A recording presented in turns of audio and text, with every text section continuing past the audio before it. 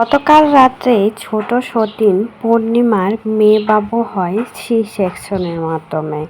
এখন পূর্ণিমা কেমন আছেন সেটা এবার জানালেন বড় সতীন কাকলি। কাকলির কোলে মেয়ে সন্তানকে দিয়ে খুবই সুন্দর একটা পোস্ট শেয়ার করলেন, যেখানে লিখলেন, আলহামদুলিল্লাহ, আমাদের কুল জুড়ে একটা কন্যা সন্তান এসেছে। মা মেয়ে দুজনে অনেক ভালো আছে, সবাই ওদের জন্য দোয়া করবেন। আর আপনারাই কমেন্ট বক্সে জানিয়ে যান মেয়ের নাম আমরা কি রাখবো। অবশ্যই কিন্তু সুন্দর হতে হবে। পূর্ণিমার মেয়ে কিন্তু মাশাআল্লাহ অনেক বেশি সুন্দর হয়েছে, এমনটাই জানালেন পূর্ণিমার হাজব্যান্ড। ভিডিওতে বললেন, আমার মেয়ে অনেক বেশি সুন্দর হয়েছে। কাকলি চেয়েছিল একটা কন্যা সন্তান হোক, আর তার কথাই আল্লাহ রেখেছে। তাই তো পূর্ণিমার কোল জুড়ে দ্বিতীয়বারের মতো কন্যা সন্তান আসলেন। প্রথম সংসারে পূর্ণিমার একটা মেয়ে রয়েছে, সেই মেয়ের বয়স 5 বছরের উপরে। আর এখন দ্বিতীয়বারের মতো কন্যা সন্তান হলেন পূর্ণিমার।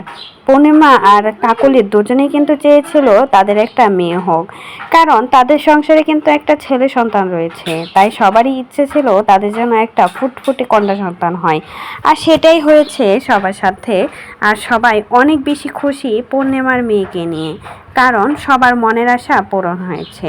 দুই সতীন বেশ ভালোই সম্পর্ক বজায় রেখেছে। দুই সতীন একজন আরেকজনের পাশে সব সময় থেকেছে। পূর্ণিমার এমন টাইমেও কিন্তু বড় সতীন কাকলি সব সময় তার পাশে গিয়ে দাঁড়িয়েছে, সব সময় তার পাশেই থেকেছে। আর সিজারের সময়ও কিন্তু পূর্ণিমার পাশে বড় সতীন কাকলিই রইল। কাকলির কোলেই কিন্তু সবার প্রথম সন্তানটা আসলেন। এটা নিয়ে কাকলি কিন্তু অনেক বেশি খুশি। তার জন্যই কিন্তু দুই সতীনের সংসার এখনো টিকে আছে, আর এভাবে করে তারা সারা জীবন কাটিয়ে দিবে। সবাইকে বলেছে আমাদের ঘরে 2টা সন্তান রয়েছে, দুজনকে নিয়ে সারা জীবন আমরা এভাবে করে হাসি খুশিভাবে কাটিয়ে দেব। তাই মেয়ে সন্তান কি নাম রাখবে সেটা কিন্তু সবার কাছ থেকে জানতে চাইলো। অবশ্যই কিন্তু কমেন্ট বক্সে জানাতে ভুলবেন না। আর এদিকে পূর্ণিমার মেয়ের জন্য অবশ্যই দোয়া করবেন।